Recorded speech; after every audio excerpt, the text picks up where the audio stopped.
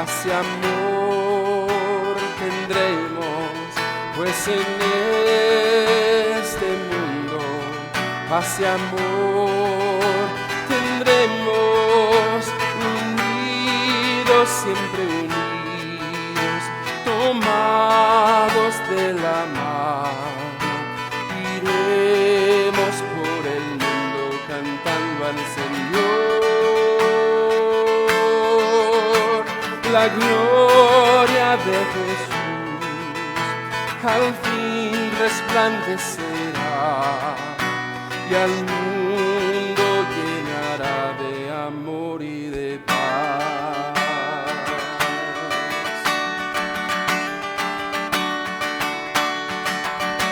Unidos, unidos en tu nombre, unidos, unidos, unidos en tu nombre, unidos, pues en este mundo paz y amor tendremos, pues en este mundo paz y amor tendremos, unidos, siempre unidos, tomados de la mano, iremos por el mundo cantando al Señor. La gloria de Jesús al fin resplandecerá y al mundo llenará de amor y de paz.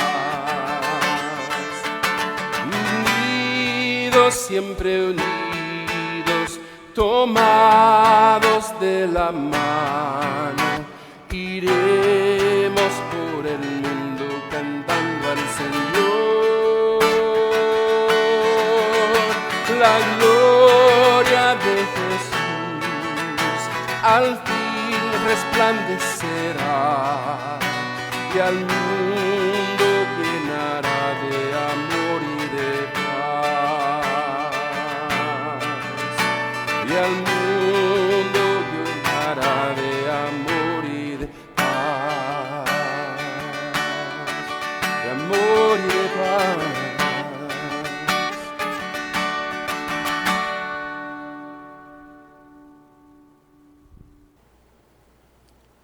Qué hermoso canto que nos recuerda parte de la naturaleza que como hijos de Dios vivimos, esa unidad en el Espíritu, ese amor que nos debe caracterizar y ese amor que también debe ser notorio ante todo el mundo. Te invito a que oremos antes de continuar para que podamos alabar a Dios en oración, así como también para que podamos además manifestar ante Él también cualquier súplica y petición que tengamos en nuestros corazones. Oremos. Bendito Padre que estás en gloria, venimos ante ti en esta hora para agradecerte por toda la bondad, Señor, con la que tú nos tratas. Te pedimos, Padre Santo, que tu espíritu de amor, tu espíritu glorioso, pueda continuar en nosotros, perfeccionando esa obra de amor que ha comenzado en nuestros corazones. Que cada uno de nosotros seamos, Padre glorioso, esos instrumentos que tú quieres que seamos. Que podamos vivir bajo la unidad del Espíritu, que podamos vivir bajo la unidad del amor que es en Cristo Jesús, para que podamos manifestar al mundo, Santo Padre, ese amor con el que tú nos has bendecido. Te suplicamos, Padre glorioso, por todos los enfermos, los ponemos en tus manos, bendícelos, Señor, sánalos, fortaléceles, consuélales, anímales en medio de la circunstancia dolorosa en la que puedan encontrarse. Infunde en sus corazones la esperanza en ti. Llena sus vidas de la confianza y la fe necesaria para saber aguardar y para saber encomendarse también en tus manos. Ponemos en tus manos también este tiempo devocional, pidiéndote que al meditar en tu palabra puedas hablarnos a nuestros corazones y que nos puedas instruir conforme a lo que tú quieres enseñarnos a todos nosotros. Te bendecimos y con gran gratitud a ti oramos con toda nuestra fe puesta en nuestro Salvador Jesucristo y en su nombre. Amén y amén. Recuerda poder tomar tus propios apuntes y tus propias aplicaciones personales sobre lo que vemos en cada uno de los devocionales. Nosotros facilitamos esta guía o este bosquejo que te puede ser útil, pero tú también puedes emplear tu propio método. Lo importante es que tú profundices en la meditación de las Sagradas Escrituras. El tema para hoy se titula Sintiendo una misma cosa, y este está basado en Filipenses 2, del 1 al 4. Vamos a las Escrituras para ver lo que Dios nos enseña a través de ellas. Por tanto, si hay alguna consolación en Cristo, si algún consuelo de amor, si alguna comunión del Espíritu, si algún afecto entrañable, si alguna misericordia, completad mi gozo, sintiendo lo mismo, teniendo el mismo amor, unánimes, sintiendo una misma cosa. Nada hagáis por contienda o por vanagloria, antes bien, con humildad, estimando cada uno a los demás como superiores a él mismo, no mirando cada uno por lo suyo propio, sino cada cual también por lo de los otros. Sintiendo una misma cosa, habla de la unidad que debe imperar dentro del cuerpo de Cristo, o como deberíamos decirlo también de una forma literal, dentro de los integrantes de la iglesia del Señor, y de una manera más local, dentro de los miembros de una congregación. La unidad que debe haber en el pueblo de Dios es uno de los distintivos que debería o que debe de caracterizarnos ante los demás. Las personas deben ver hacia los cristianos, y al ver nuestra unidad, ellos deben experimentar una impresión de amor, de unidad. Deben experimentar ellos una impresión de que los cristianos viven un compañerismo puro, que se respaldan mutuamente, y que todo eso resulta en que el amor de Dios se manifiesta en ellos y a través también de ellos. Es decir, son recipientes del amor de Dios, pero también son instrumentos del amor de Dios porque lo manifiestan a los demás. Cuando son recipientes es porque Dios los ama, han sido objeto del amor de Dios y siguen siendo objeto del amor de Dios, pero también son instrumentos porque dicho amor lo refleja hacia los demás. Y esa siempre fue parte de la doctrina que el apóstol Pablo enseñó a las iglesias. Era parte de lo que él también exhortaba que debía suceder en la vida de las iglesias. Cuando esto no sucede, las cosas están mal en la iglesia. Cuando esto no sucede, el mundo tiene excusas para rechazar la fe en Jesucristo. Cuando el mundo no ve esta unidad en los cristianos, entonces el mundo también pierde la credibilidad que debería de tener hacia los cristianos. Dejan de creer en Cristo, dejan de creer en el Evangelio, dejan de creer en la iglesia. Pero esta unidad no solo se refleja en el contexto de la iglesia local, en el contexto de la iglesia como organización o como organismo, cuando están congregados o reunidos. Esta unidad se manifiesta en todas las relaciones del cristiano.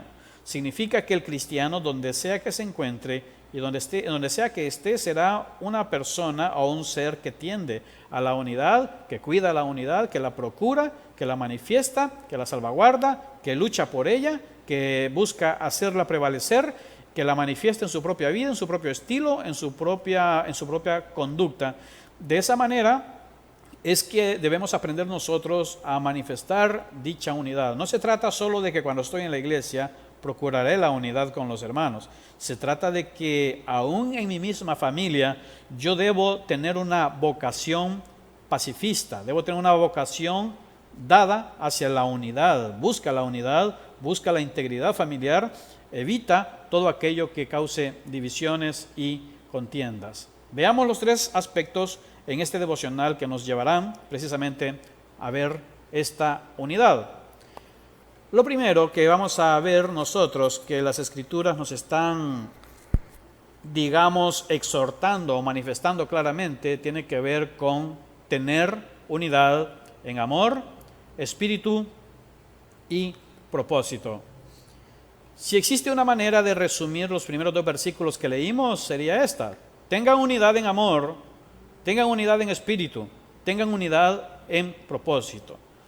Y es que nuestra unidad como cristianos se sustenta en la unidad de la cual nosotros hemos sido alcanzados, la unidad del amor de Cristo. Es decir, tú y yo somos hijos de Dios, somos cristianos, somos pecadores arrepentidos, perdonados, pero hemos sido básicamente objeto de la gracia y de la misericordia de Dios, de una sola gracia, de un solo amor, de un solo Dios. Por esa razón es que, en esencia, preservamos una unidad.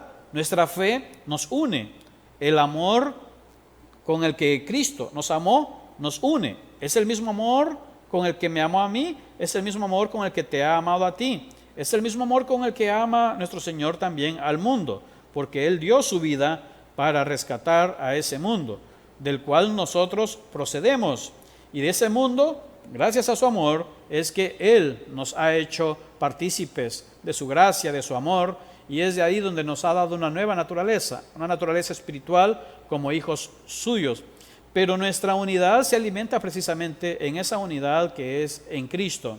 Y al tener dicha bendición de ser básicamente alcanzados por la unidad del amor de Cristo, nosotros también debemos manifestar y preservar dicha unidad. Los versículos del 1 al 2 nos recuerdan entonces así, nos dice: si hay alguna consolación, fíjate, en Cristo; si algún consuelo de amor, todo en Cristo; si alguna comunión del Espíritu, fíjate, Espíritu está en este contexto refiriéndose al Espíritu Santo; si algún consuelo, si alguna comunión del Espíritu. Y estoy seguro que todos podemos decir: sí, todo esto lo hay en mi corazón.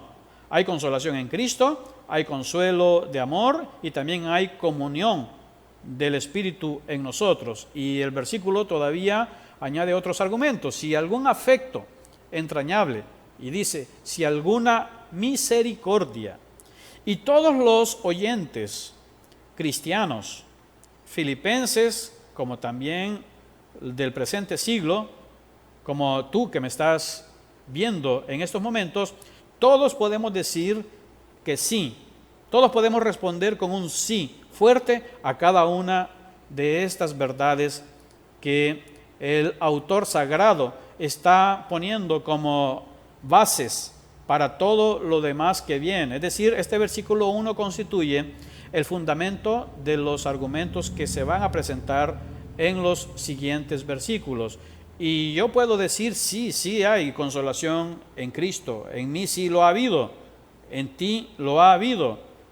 ¿Ha habido también consuelo en amor de Cristo? Por supuesto que sí. ¿Hay comunión del Espíritu en mí? Sí la hay, también la hay en ti. ¿Hemos experimentado algún afecto entrañable, alguna misericordia de parte de Dios? Y todos, por supuesto, podemos decir: sí lo hay.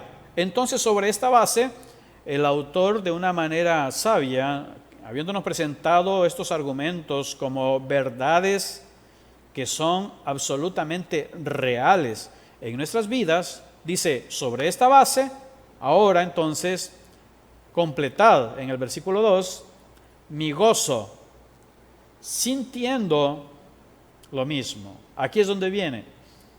Entonces, la unidad se sustenta en todo lo que ya dijo el versículo 1.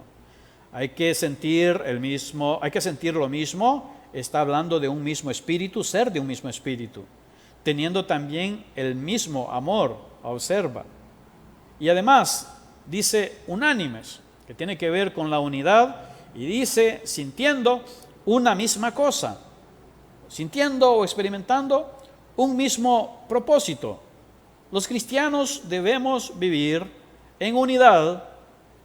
Los cristianos, no solo dentro de la iglesia, sino donde sea que estemos, debemos ser personas de unidad, personas que fomentan la unidad, personas que procuran, que luchan, que la salvaguardan, que la protegen, personas que se convierten en guardianes de la unidad donde sea que nosotros nos encontremos. La siguiente imagen nos ilustra precisamente el argumento construido y presentado por el autor sagrado. Él dice, según el versículo 1, sí, y puedes ver todos los condicionantes que están allí, dentro de esos círculos amarillos. Si es que, y eso tiene que ver con todo lo que dijo en el versículo 1. Si hay comunión en el Espíritu, si hay alguna consolación en Cristo, si hemos sido recipientes de la misericordia, si todo eso que está allá en el versículo 1 es verdad y todos decimos que sí, es verdad, entonces ahora nos presenta este argumento. ¿Sientan lo mismo o estén de acuerdo? Y tiene que ver entonces esto con la unidad que debe haber en nosotros. Si lo primero es verdad, entonces lo segundo también debe ser verdad. Todo lo que se dijo en el versículo 1 es verdad, así es, entonces todo lo que se dice en el versículo 2 debemos convertirlo, transformarlo en verdad. Durante la actual pandemia, algunas familias que tuvieron que estar completamente encerradas, y es que durante la cuarentena estricta que sí se ha presentado en algunos momentos dentro de esta pandemia que vivimos, ha sido necesario que personas tengan que convivir como nunca antes lo habían hecho. Dentro de una misma familia, generalmente estoy hablando. Y muchas veces se han escuchado noticias sobre personas a quienes, debido a esa convivencia obligatoria y hasta de encerramiento que han tenido que experimentar, les ha sido más complejo, más difícil vivir la unidad. Y probablemente se hayan presentado conflictos, probablemente las personas hayan estado más irritables, probablemente las personas hayan tenido que enfrentar muchas diferencias, pero esta misma situación se convirtió realmente en una especie de oportunidad para poner en práctica la unidad de la que están hablando estos versículos que están aquí. Los cristianos recuerdan muy bien esto, no deben manifestar la unidad solo en la iglesia. La iglesia o el lugar de reunión es solo un contexto, pero el contexto donde se debe manifestar nuestra vocación hacia la unidad es principalmente la familia. Y si tú lo quieres ver en un sentido general, debería de ser donde sea que nosotros estemos. Donde sea que tú te encuentres, en tu oficina de trabajo, en la universidad, con compañeros o en la vecindad, tú deberías de ser una persona que se distingue, de quien los demás podrían dar testimonio de que eres una persona con vocación o dada a la unidad. Ahora, tú dirás, pero ¿de qué manera se manifiesta esta unidad de la que estamos tratando en este devocional? ¿De qué maneras concretas, de qué maneras específicas se puede manifestar esa vocación cristiana que nos lleva a vivir unidos, siempre unidos? Muy bien, el apóstol Pablo nos expresa también esas maneras concretas que ejemplifican las formas en las que nosotros debemos manifestar o expresar esta unidad para con todos los demás. Para ello veamos los siguientes aspectos de este devocional. El punto número 2, por ejemplo, nos enseña que debemos tener disposición hacia la humildad para evitar pleitos y presunciones. ¿Quieres saber una manera concreta de proteger la unidad, de procurarla? ¿Quieres tener ejemplos puntuales? Bueno, este punto número 2 se refiere precisamente a eso. Si tú no tienes una disposición hacia la humildad, te costará evitar pleitos, te costará evitar presunciones. La unidad se puede destruir fácilmente cuando hay pleitos. La unidad se deteriora, la unidad se vuelve frágil cuando un miembro de una comunidad ya sea en el contexto de iglesia o en el contexto de familia o en el contexto de un trabajo de la oficina, cuando un miembro de esos contextos es una persona que no tiende a la humildad, es una persona que probablemente tiende al conflicto, es una persona que tiende a presumir, a sentirse orgullosa, esa persona será propensa a causar divisiones, a estimular conflictos, a traer pleitos, a siempre estar propenso o propensa a generar contiendas y muchas veces innecesarias por cosas que quizá no valen la pena. Por esa razón es que la unidad se preserva, se fomenta, la unidad se procura teniendo esa disposición hacia la humildad, una humildad que nos lleva a evitar pleitos y que nos lleva a evitar toda clase de orgullo y de manifestaciones de soberbias que solamente engendran contiendas. El versículo 3 en concreto nos dice: nada hagáis por contienda. En otras palabras, nada hagas por pelear, o nada hagas para pelear, o no andes buscando pleito. No andes buscando pleito. Si tú eres cristiano, tú no puedes andar buscando pleitos. No debes andar buscando pleitos. No debes ser una persona conocida como persona pleitista, dada al conflicto, dada a la contienda. A eso se refiere. Nada hagáis por esta razón, por contienda. Evítala. Y dice tampoco por vanagloria, es decir, tampoco por presunciones, tampoco para sentirme yo superior, para sentirme mayor, para sentirme grande. No debo hacer nada para traer daño, para traer humillación, para traer desgracia, para atacar la autoestima de los demás. No debo hacer nada para sentirme superior. Esa es la idea. Antes bien, dice el versículo, con humildad, es decir, todo lo que nosotros hagamos debemos hacerlo con humildad, y aquí viene esa disposición en la que se manifiesta esta humildad, estimando cada uno a los demás como superiores a sí mismo. Este versículo no está diciendo que tú tengas una autoestima pisoteada o que debes creer cosas negativas o feas acerca de ti.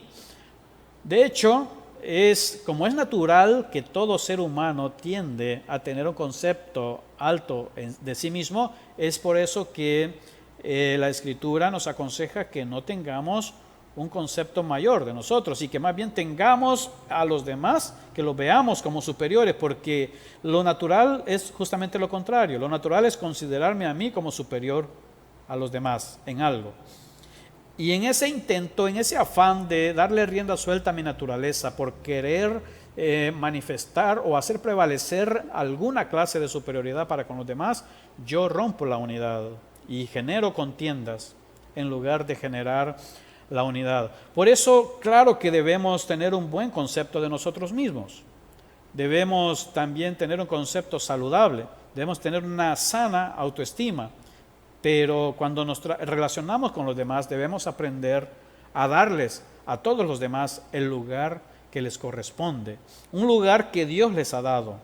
No el lugar que la sociedad les da, sino el lugar que Dios le ha dado a esa persona. Eso es lo que yo debo buscar. El lugar que Dios le da a cada persona, ese mismo lugar yo se lo debo dar a esa persona. Y de esa manera yo estaré más propenso a la humildad y podré también, por lo tanto, poner en práctica de mejor forma el dominio propio para evitar toda clase de contiendas, que son las cosas que me está diciendo este versículo que todos nosotros debemos evitar. Por lo tanto, el argumento se puede construir de la siguiente manera, como lo puedes ver en esta imagen. Sean de un mismo sentir, podría ser la idea principal. Y entonces, con todo lo que hemos venido viendo desde el versículo 1 hasta los siguientes versículos, se puede decir que somos llamados a tener el mismo amor, somos llamados a vivir unánimes, Somos llamados a no hacer nada por contienda o por vanagloria. Más bien, debemos estimar cada uno a los demás como superiores. Y vamos a ver también que nos dice la Escritura, no mirando cada uno por lo suyo propio, y al contrario, sino cada cual también por lo de los demás. Y de eso trata el tercer aspecto, de ese último punto que hemos leído, y dice de la siguiente manera: tengan en cuenta las necesidades e intereses de los demás. Así como lo natural es tender a creernos o a buscar en qué podemos ser superiores a los demás, eso es parte de la naturaleza innata en los seres humanos. De la misma forma, es muy natural que cada quien vele y busque su propio beneficio, sus propios intereses. Cuando nosotros estamos buscando solo nuestros propios intereses y nuestros propios beneficios, también estamos destruyendo la unidad. Si en el seno familiar solo nos interesa nuestro propio beneficio, nuestro propio bienestar, eso traerá problemas dentro de una familia. Si dentro de una iglesia nosotros estamos también buscando solo nuestros propios intereses, nuestro propio beneficio, eso traerá problemas dentro de la comunidad espiritual.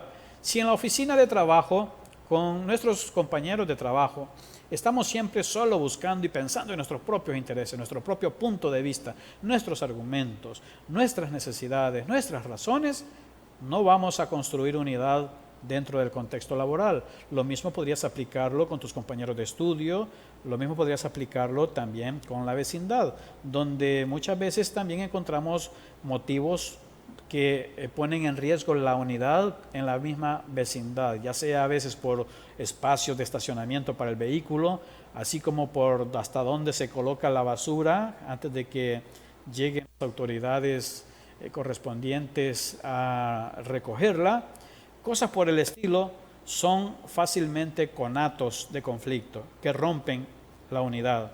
Nosotros somos llamados a tomar en cuenta las necesidades de todos los demás, a tomar en cuenta los intereses de los demás. Sabiamente el apóstol nos expresa que la manera en la que vamos a preservar o fomentar o cuidar la unidad de la que él ha venido hablando desde el versículo 1 y 2 es a través de esto, de considerar. No solo debo considerar a los demás con la dignidad que les corresponde según Dios, es decir, y yo no debo considerarme superiores a ellos, sino al contrario, si tengo que hacer una comparación, mejor considerarlos a ellos superiores a mí. Ahora, eso es la primera parte, pero la segunda parte entonces es lo que estamos viendo acá.